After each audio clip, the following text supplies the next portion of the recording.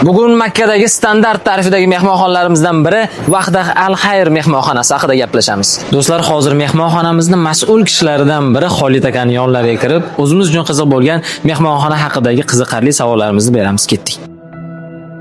Xolid aka, hamma uchun qiziq bo'lgan savol bu: mehmonxonamizni, ya'ni Vahdah Al-Xayr mehmonxonasini boshqa mehmonxonalardan afzalligini o'z og'zingiz bilan tushuntirib bersangiz. 500 xonada 100-120 xonasi umrachilar bor, lekin bizda 4 ta avtobus bor. Ikkitasi haramning yonida turadi, ikkitasi bu yerda turadi. Bittasi ketdi, bittasi keladi, ana shunday. Sochiq bo'lmadi, dasti har qatda ikkita ishchimiz turadi.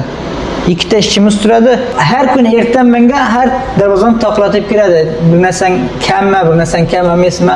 Hamma narsa xizmat alhamdulillah 100dan 100. Ya'ni hamma narsani biz 100dan 100 qilamiz. Bitta odam shikoyat qilganini qo'ymaymiz.